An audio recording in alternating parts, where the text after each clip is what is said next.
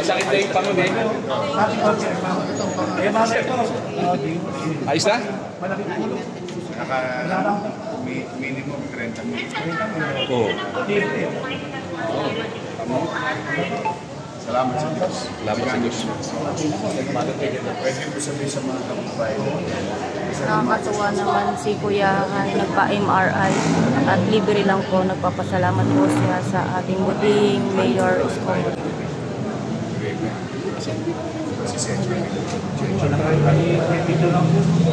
Interview ko.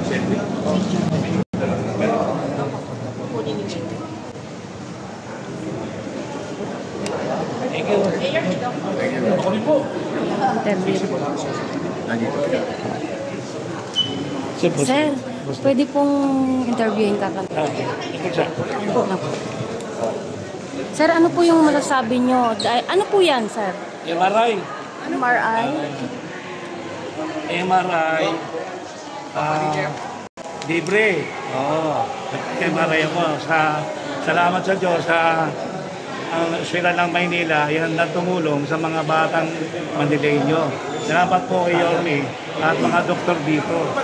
Salamat po. Yun lang po. Dati ako barangay chairman sa Distrito 2, Tondo. Sir, mensahe po.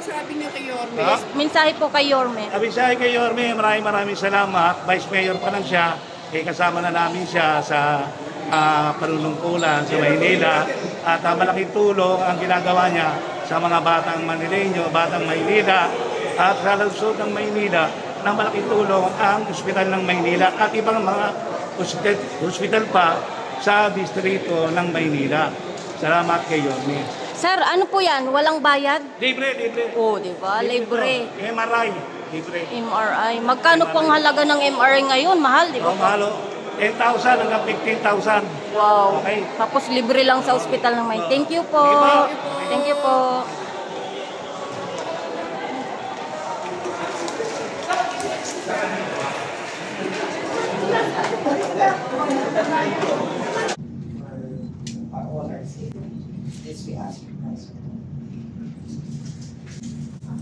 Thank you, Madam Budget Officer. Anyway, welcome to MCTRRMO Council Meeting, September 25. I called this meeting, pagpasensyahan nyo na ako, kahapon, we decided to call a meeting today immediately because of the reported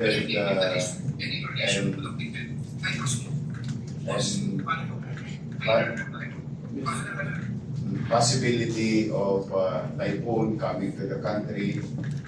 I don't know with our forecaster leader, but just to say, we have time and we can make some preparation in their respective field of undertaking with our private partners, Meralco, Maynilad, and others, either the national government, Bureau of Fire, Coast Guard, lahat ng pwedeng resources natin, DOH, MHD, and so on and so forth. Just to be prepared for any eventuality as like what we have been doing in the past and recent past. So anyway, thank you for your time. Thank you for heeding the call. I know it's short notice, but kailangan natin maganda. Umaasa ang taong bayan sa akin. So anyway, I think let's start with probability of us being hit here in Manila. Definitely the country will be hit by the typhoon Opong. But I don't know, let's see from our ano nga ulit ang tawag siya? Meteorologist, forecaster. Kasi ang alam kong forecast lang, kaya kayo. Anong forecast na kayo? Okay, yes sir, please. Dito po. Sorry po, tatayo na lang po muna ako.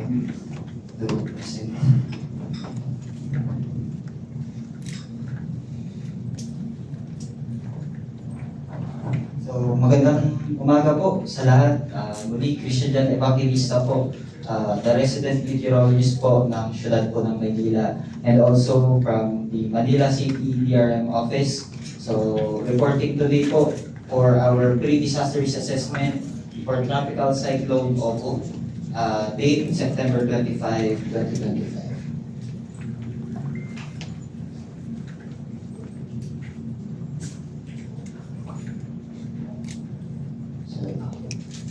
And for our current weather update, ito po ang ating po latest forecast track na nirelease po ng Pag-asa kanina po alas 8.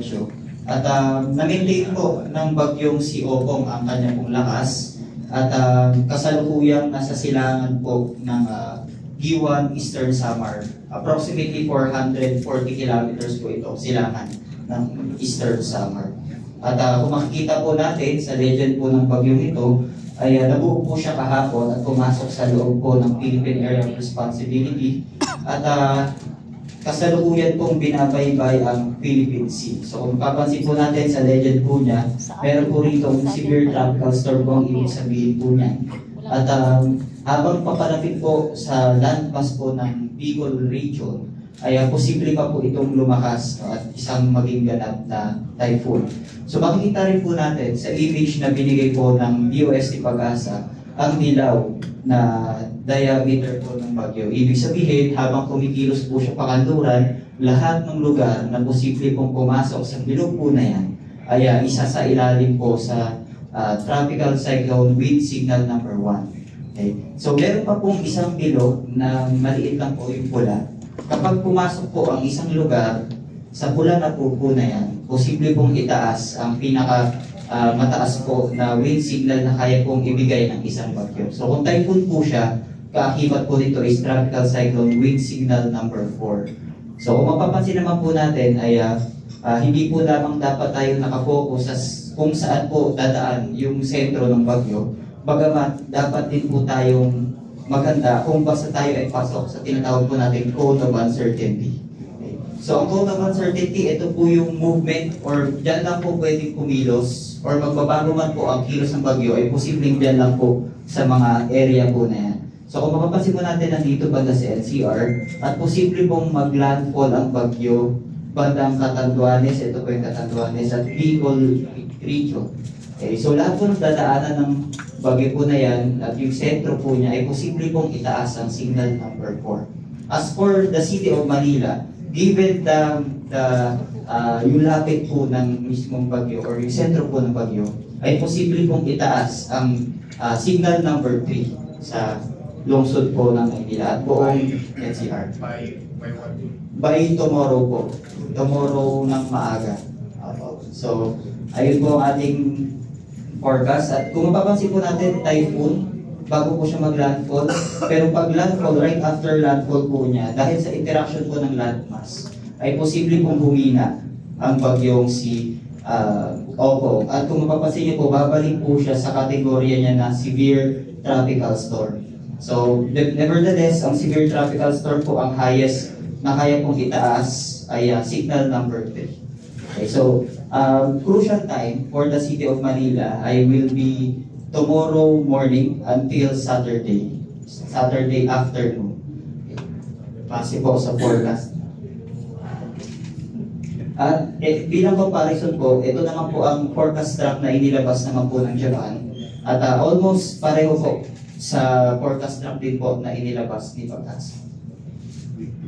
At base po sa ating latest satellite image, taglay po ng bagyo ang lakas na aabot po sa gitna na 110 km per hour at ang pagbugso na aabot ng 135 km per hour. Kumikilos po ito, mabilis po sa bilis na 20 km per hour west-northwest. At ang kasalukuyan po niyang lokasyon ay 440 km east ng Giwan, Eastern Samar.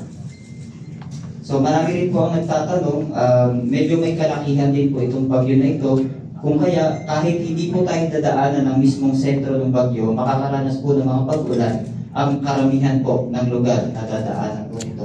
So ito po yung concentration ng mismong bagyo, yung medyo dark red po. So kapag gagalaw po siya pakanluran, kasama po niyang kilos po yan. So ina-expect po natin na Bicol region po ang makakaranas po ng mga intense rainfall to torrential, at sa lungsod po ng Maynila ang rainfall forecast po will be heavy to intense rainfall po. At ito po ang kanilang weather, ang kanila pong rainfall forecast. So tomorrow evening, so ibig sabihin po niyan ay ngayong gabi po, hanggang Friday po ng gabi, ay makakaranas po tayo ng dilaw. At Friday evening po ulit, Saturday evening will be orange na po. So ang kakita po ng orange will be heavy to intense rainfall po yan. So ang rainfall forecast po natin ay aabot po ng 100 to 200 millimeters per hour according to Pag-asa. Sa kasalukuyan po ay signal number 1 na po. At kanina pong alas 5, itinaas ito ng Pag-asa sa NCR at karating po nating lugar. Pero marami po nagtatanong bakit po signal number 1 pero maaraw. Ito po kasi ay lead time lamang. So ibig sabihin from the first issuance ng signal number 1 po sa NCR, 36 hours po ang aantayin natin bago po natin mismong maranasan yung bagyo. So ito po ay lead time lamang po. So inaasahan po habang lalapit po yung bagyo ay itataas po unti pong magdidilaw yung ibaw yan at mag-orange. At posible po na mag-orange din po sa NCR given po na tropical cyclone wind signal number 3 ang possible po na itaas. Depende po sa layo. Para po sa ating tide, ito po medyo may kababaan naman po ang ating high tide. Kung mapapansin po ninyo, ay sa Friday po ito, ay 1:44 PM at 0.6 meters. At ang ating pong low tide will be 7:10 AM tomorrow, 0.2 meters po. Para po, ito po sa binabantayan din natin, so storm surge, kaakibat po kasi ng malakas na hangin na dala po ng bagyo, ay ang pagtaas din po ng tubig habang umaandar po ito. So, ang tawag po namin dyan ay swell. So, ibig sabihin literal po yung dagat is namamaga habang kumikilos pakanluran ng isang bagyo. So, mapapansin po natin si Manila Bay po ay under yellow. Ito po ay binibigyan po natin ng paalala ang ating pong mga coastal communities sa lungsod po ng Maynila given na possible po ang storm surge na abot po ng 2 meters. So, buti, yung kanina po yung tidal prediction po natin ay hindi po sumabay, hindi po ganun kataas. Pero ito naman po ang storm surge kasabay naman po ng mismo bagyo. So 2 meters po yan. So ano po ang ating mararanasan? Kagaya po ng forecast po natin, September 25, ngayong araw po, ay cloudy with light to moderate rains due to thunderstorm pa lamang po. So later this afternoon, ay thunderstorm pa lang po yung mararanasan natin ng mga pag-ulan. Pero magsisimula po yan bukas po ng madaling araw na mararanasan po si Oppo sa NCR. So, Basta ulitin ko, when you say bukas, Thursday ngayon, mamayang madaling araw, yes po. So, kung mapapansin niyo po, stormy weather will be experienced in the city of Manila. So, rainfall forecast indicates possible heavy to intense to at times torrential. So, according to Pag-asa, ay iba po kasi yung yellow na nakita po natin kanina. That is rainfall forecast po. So meron din po tayo rito na iba pa po yung issue kasi yung pag-asa ng yellow, orange, red. So doon po medyo nagkakaroon ng confusion. Ito po is more on observed.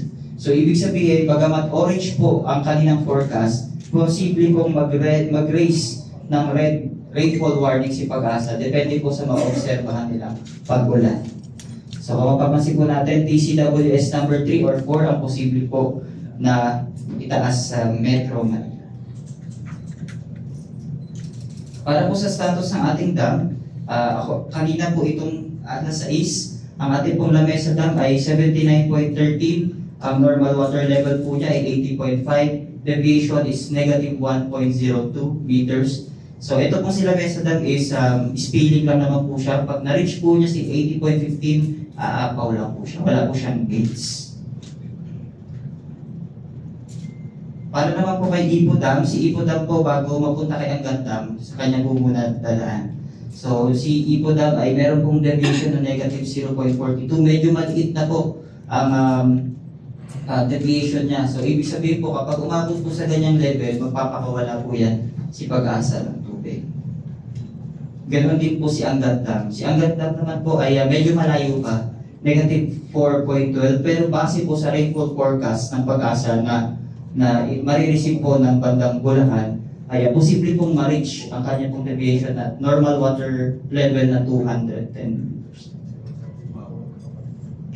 So sa ngayon po ay may extension po tayo ng red alert status. Hindi pa po natin nililip simula pa po nung Sunday. Ayan po. As for the action taken, thank you po. Okay. Thank you. Thank you. Okay, so most likely there will be rainfall while we are sleeping tonight. Tama, no? Madaling araw ang nandito ba si SDO, Superintendent? Ayan. Cesar, mag-declare na kayo, magawa na ng magawa. Sila.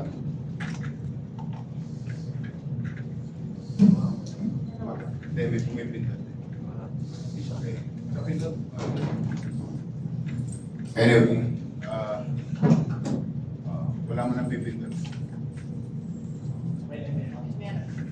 Okay. Although alas 10 pa lang ng umaga for tomorrow, but you can now declare all classes, all levels, private and public. First things first tayo. Kung uulan ng madaling araw at posibleng sumama paghapon while we are waiting for bayo ng Saturday, kung ulan bukas baka baha na kaagad ang Maynila. Maaaring hindi malakas yung bagyo, but the challenge nowadays with the flood control problem maigi na. Ito mukhang sigurado naman yung Cesar, yung ating local meteorologist, national meteorologist, NASA. So I think there is enough data already to cancel all schools. Mag-declare na kayo ngayon para makapaggayak din at tapos mag-aabiso na lang tayo mamaya sa taong bayan ng mga posibleng mangyari. So yung mga bata muna. That's the most first course of action. And that's also what you suggest. Let's listen to science and data. Okay? So no classes tomorrow. And Saturday. Sama mo na yun. Para isang bigkasan na lang. Tomorrow and Saturday. Okay? All levels. All levels. Public and private. Public and private. Okay. Now, having said that, we have, as per presentation, we have Bayside area. So inform nyo na yung mga barangay chairman sa Paseco, sa Parola 3, Parola 1, 105, under 105, yung Happyland, Aroma, and of course 101. Dahil meron po tayong portion sa tapat ng 101 doon sa May Manila, katabi ng dagat. Meron pa silang konting ron. Isuhan na yung mga barangay chairman, Carnel, na magkaya. Ang tabay lang, wala mo nang matulog. Baka kasi, hindi natin alam how far and how strong it will land while we're sleeping. Wala na naman tulugan. Kaka-recover ko pa lang. Kaka-idlip ko pa lang. But anyway, we need to do what we have to do. So that's one. Very important, properly inform sila. Baka mamaya. Although yellow pa lang yung surge, no? Yung possible, anong tawag yun? Storm surge. Yan yung palo ng alon sa lupa. Yellow pa lang. But it doesn't give us guarantee that it will remain yellow. Buti naman pag-agapan yan. So, Paseco, Parola 3, Parola 1, East na Puting Bato, Aroma, Happyland, 101. Ayun, yung mga lugar na yun. Sa kabila, sa boundary ng Nabotas. Sige. Okay. Then,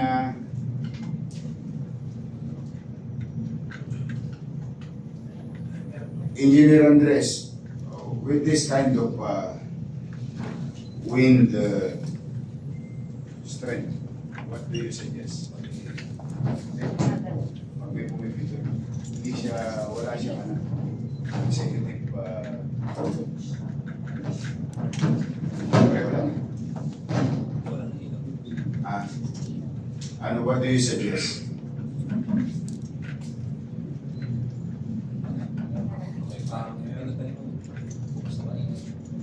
Mayor, yung pinapacheck po namin ulit kasi nung time po nando, yung mga billboards, nagbaba sila. So ngayon po, nag-inspection, pero ito may mga pictures na ako, kami nag-akit ulit. So may inspection po ngayon, pinapababa namin lahat ng billboards. Tapos po yung previously po, marami tayong na-trim na puno, mga delikado doon sa mga wires.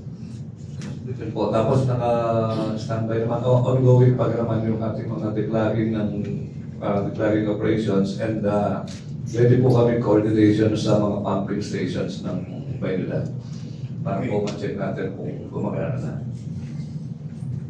With regard to pumping station, Andres and Kenneth, you fully coordinate with the MMDA with the 24 running pumping station in the city of Manila. From time to time, tingnan ninyo, abisuhan ninyo ako. Every 3 hours siguro, every 3 hours. Kung may magbabara na solid materials, patulungan nyo na yung MMDA kasi malaki rin na sakop ng MMDA, Metro Manila. So if we can extend assistance to MMDA within our territorial jurisdiction, then so be it. Ang importante, dapat gumana yung pumping station or flood control. Kasama na rin po sila dito sa OWASP Boulevard. Yung tatlong output. Tatlong output. Under ng pumping sila po. Sa ating partner, Meralco, kumusta kayo? Nagkakayak na ba kayo with the data presented to us? I mean, we were informed last night na now it's confirmed. What do you think? Ano bang usually preparation na ginagawa ninyo?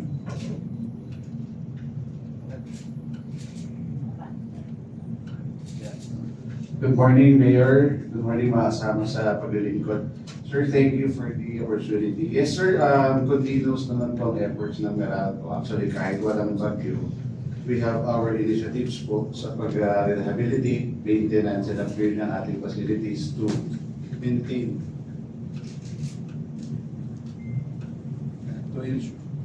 to ensure po yung network integrity natin and to assure the consumers of the continued conveyance of power po. When you press, it's gonna... Second, sir.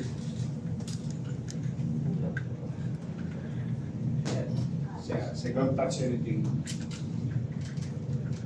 Yun na yun. Sige pa, press. One more. Yun mo kayo mag-pinag-pinag sa kabila. So, yun po yung aming continuous initiative, sir. Secondly, during typhoon naman po, we are activating our business continuity management activation where we augment po our personnel sa aming contact center. Ito po yung takbuhan ng ating mga consumers or mga customers po, yung call center natin. We activate our business centers as well to cater call overflows po. So thirdly, as usual po, yung aming operations group po are standby 24/7. They are deployed strategically within our area of responsibilities during typhoon. Next po, na-mentionan po the engineer address, we are coordinating with the MDRMO through Sir Arnel po, yung request for assistance in disseminating the billboard operators and owners po to temporarily roll down their billboards po for the safety of our power lines po. And lastly, sir, through the PIO, we might share some infographics, sir. Nakikisuyo po kami na mai-post din po sa ating official page po yung mga contact numbers and other safety tips during, before, and after typhoons po. So those are the initiatives po that are being implemented by our team in Arco po. Thank you po and good morning. Thank you. MPIO, take note of that information. I-share nyo sa MPIO, share nyo na sa page ko para makatulong na ma-informahan na tao. Now, having said that, you make sure that our evacuation center is powered up. If ever. Yes, sir. Yes, sir. Gagamit naman po natin. Yung Baseco evacuation center natin, available naman natin.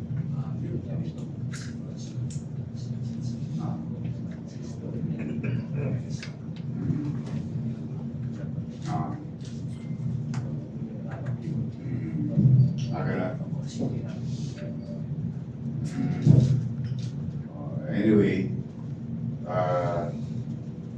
again, is it correct that I believe that SDO will continue to assist the City of Manila in utilizing our public school during this type of situation? Standing pa ba yung ating ginawa nung mga nakaraang panahon, nung mga nakaraang bagyo?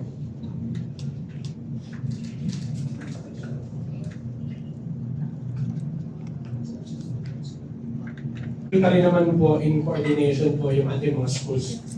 Actually po, Mayor, nagdagdag po kami ng mga schools na pwede pong gamitin. And these are as follows. Ito po yung Thomas Earnshaw Villegas High School, Vicente Lim, Pedro Rivera Elementary School, Epifanio de los Santos, Palma, Aurora Quezon, Calderon, M. Aquino, G. Del Pilar, Legarda, Trinidad Texon, Balagtas Elementary School, Regidor, President Corazon Aquino, and Atienza Elementary School.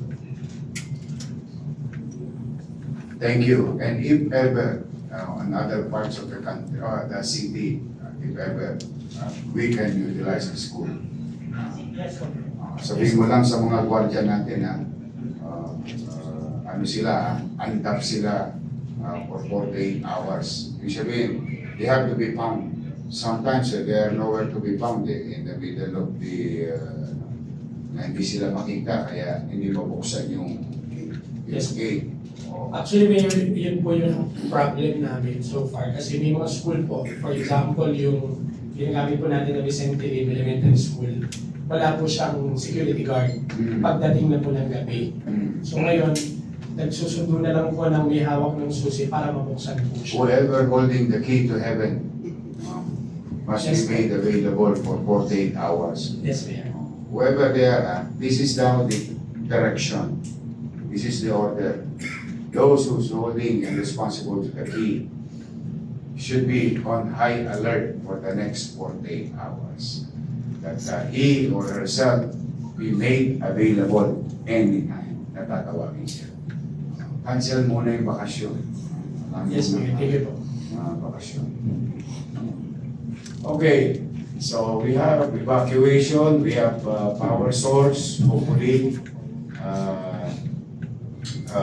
information, cancellation of classes. Now, debris, possible debris, high alert, DPS, MTPB, at saka engineering. High alert na tayo, ha? Tapos, city electrician, sama-sama kayo, ha? Pagka baka may bumagsak na kable, importante, ha? At saka pagpapapatay ng ng ilaw kung kinakailangan. Now, mayroon ba tayo mga rubber boat? Standby lahat, ha? Standby lahat. Amphibious vehicle. Okay. High alert lahat, ha? Now, let's go now to possible individuals who may need medical attention or assistance. Ano ang level na dapat natin gawin, Dr. Director ng Manila Health Department, Padilla? As we speak, ano ngayon? Good morning, Mayor. Sa ngayon po ay mag-code white uli po kami. But in the event na meron talagang flooding or naka-high alert naman po ang ating mga ospital, plus yung ating mga health center, kompleto pa naman po ang ating doxycycline team. NPIO, please inform the people of Manila that doxycycline is available if they feel that they were exposed to flooding and wanted to feel level of security or confidence. They may access in our 7 hospital and 44 health centers yung doxycycline. Now, we are now on alert level wide. Just to inform you, from the last, during the September 21 event, we are on alert level wide and try to address as many as we can. But for the meantime, I would like to take this opportunity to thank MTPB, DPS, Engineering, Red Cross, MDRRMO, and Manila Health Department, who serve, or those who serve in our 14th installation, and yung nagpakain sa ating NDSW. Sa lahat na sa inyo, palakpakan naman natin ang ating doktor. Thank you. Bilhin ninyo, nagrarally na sila, binibigyan pa natin sila ng doktor at nurses. I am happy to be of service. They visited Manila, we took care of them. Pinamanahan natin. Okay. Now, last, J. Prepare necessary food, warm, hot meals, eat and keep needed. So, yung supplies natin. Yes, sir. I-ready ninyo. Ready na po. So, amphibious vehicle, kuryente, street clearing of debris, hospital, medicine, kahit center, school,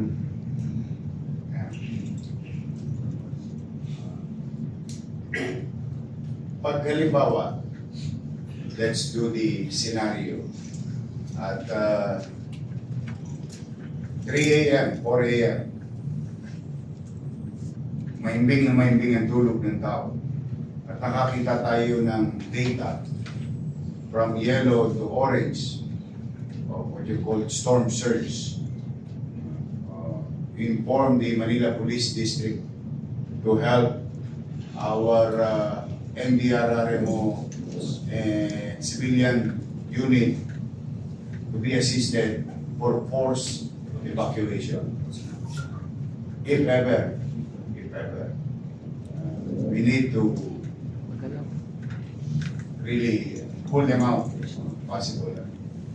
But lahat tayo play by ear tayo So, ibig sabihin, high alert tayo lang. Wala mo ng tulog. Kaya magkalala walang tulog. Magsalalahin pag hindi ginagising. We need to pay the price. We really have to. Wala naman ibang asaan ng tao kundi tayo gobyerno. So for now, we open some suggestions. Do you have any suggestion? May nakalimutan ba ako? Yes, sir. Sir, yung sa NCR po, assistant sir, naka-ready na po yung aming mga DRRTs. Good. Thank you.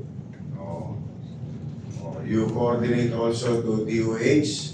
You coordinate also to DSWD, okay? Yes, sir. You coordinate to MDRRMO, NCR. Ganun din ba ang nila? Assessment sa NCR level? Yes. Ng MDRRMO region, no? Pare-pareho tayo ng data, no? Yes. Most likely. Sige. Any more? Communication. Diretso ka naman. Shared naman yan. So, kasi meron tayong gagawin ngayon, regalo na naman natin sa mga taga-Maynila. Magbubukas tayo ng additional dialysis center in the city of Manila. So with that, for our private partners, Maynila, Manila Water, Meralco, thank you very much for your time. I just wanted you to participate in this kind of meeting, especially these are the things that are very important.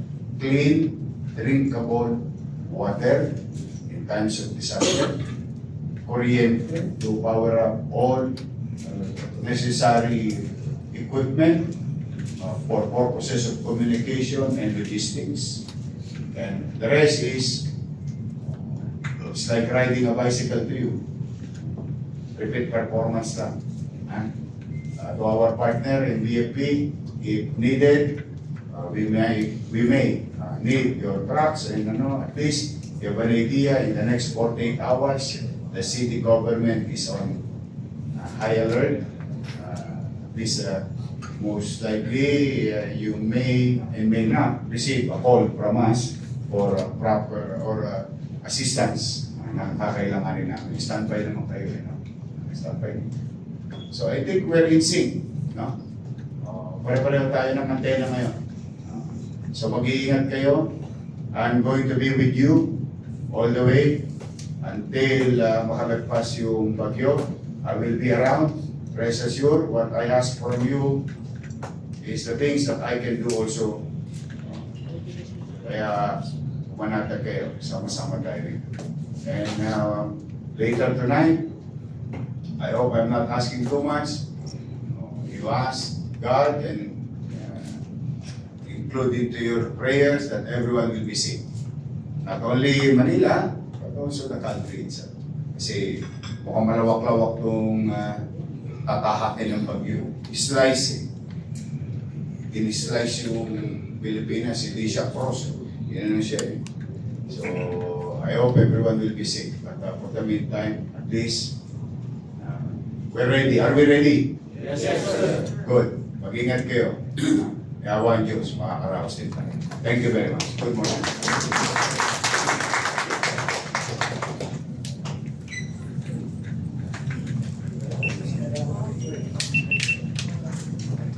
Oh, thank you. Okay, next event tayo.